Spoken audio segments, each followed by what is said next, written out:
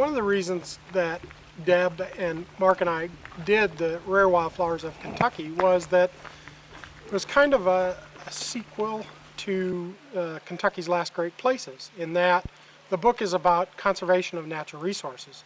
And being a wildlife biologist, I thought, oh, it'd be really great if I could do one on wildlife. But that's challenging because rare wildlife, it's hard to photograph common wildlife. Photographing rare wildlife would be extremely difficult. And so I thought, why not use plants to send the same message that you would send with rare wildflowers. And so, since I'm kind of a generally trained ecologist and working with Deb, who's a very good competent botanist, and Mark, who is an ecologist that works for the state and has traveled all over the state and has seen a lot of these plants, it seemed like a natural fit to work together to document the rare plants of Kentucky. And when I originally started the project, I thought it would be really easy because the state maintains a database of all of these plants. And I gained an immense amount of respect for what Deb does, because even with a list, there are a lot of times we'd get there, the plants wouldn't be there, the habitat had changed.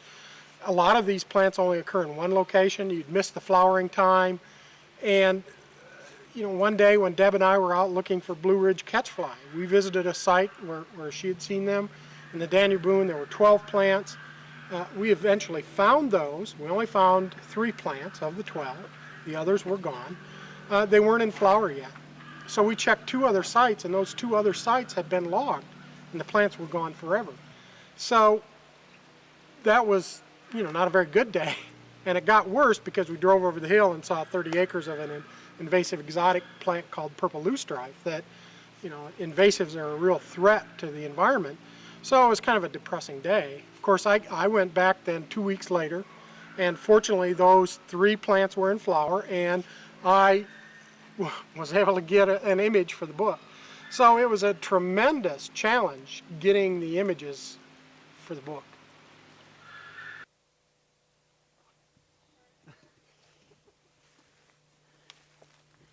If you're ever in the woods and need to generate some saliva. What is it? Sourwood. Oh! What do you mean, ooh? It tastes good. It does taste good, it just got me. I'll tell you what, that'll generate your saliva. That's for sure. On a hot day, and you're all sweaty. We looked at the dog violet, which is one of the blue violets before. This is another one of them. This is marsh blue violet. It obviously, sound of water, grows near water, marsh. But you notice how this one has really long stems that the flowers occur on. It's deeper blue. Look at how different the leaves are. And most people learn their plants by what I call gestalt. You see it enough, you recognize that as marsh blue. You see the dog violet enough, because you recognize this is not the common blue violet you see in the lawn, which is native, which is probably the most common violet. But again, when you look at this enough and you see the long stems on the leaves, shape of the leaves, the long stems on the blue flowers, and the environment that it's growing in, you cross off a lot of things pretty quickly. And we're in a real rich environment. This is another little violet. This is sweet white violet. And you can see it's a little bitty guy. And again, it grows in mesic. And you can see in this case, it's got round leaves, little round leaves. And then up on the hill, there's some of the native chickweed, which is right here, and some little Quaker ladies. And then all of this is actually a medicinal plant called shrub yellowroot, and it's very common along the sandy streams in eastern Kentucky. Global warming changes everything. Absolutely. No question. It's already having an impact. I mean, when I worked on the Wildflowers and Ferns of Kentucky, which was my 3rd book, I found things flowering 2 weeks early. And I used Mary Wharton's 1970 book as a guide, and I quickly found out, man, I better ditch that because things were flowering much earlier and I was going to miss them. So, yeah, it's pretty amazing. And that's another reason to use native plants, because, man, they can take it, you know. Plus, they're really cool.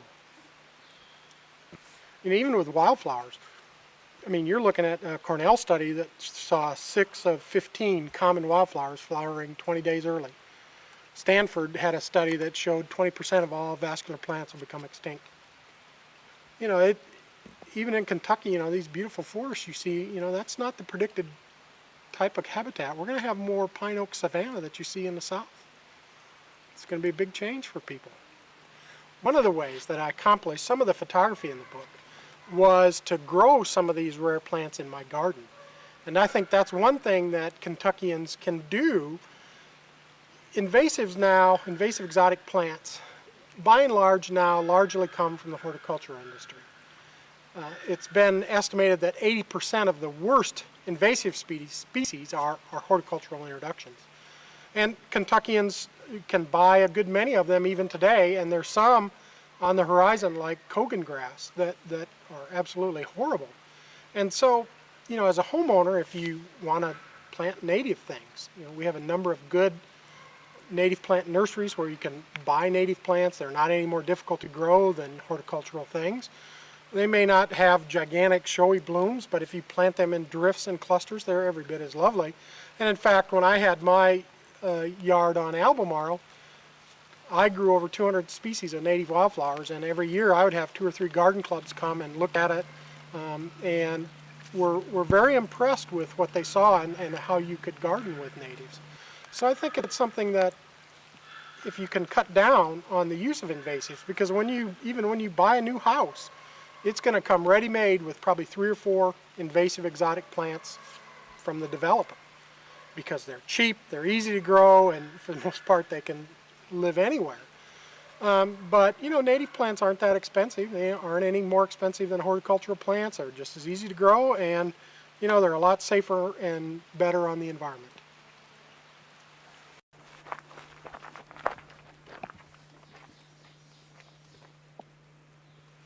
This waterfall is only about 10 feet, and you can hear it from up here. Pretty good flow to it today.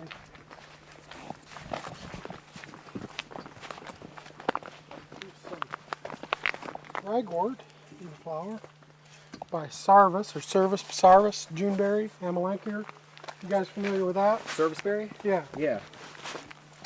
It's a fairly common tree or shrub up here on these sandstone ridges. Yeah, I tell you, you want the berries, which are really good, you got to get them before the birds get them, because the birds absolutely love them. When I photographed the rare wildflowers of Kentucky, I used film. It was the last film-based project that I did, and I used Nikon equipment because it's what I had, it's what I was used to, and I don't have the kind of resources available to me personally to go out and spend $20,000–$30,000 on new equipment. So I have now switched to digital, and I shoot Nikon digital.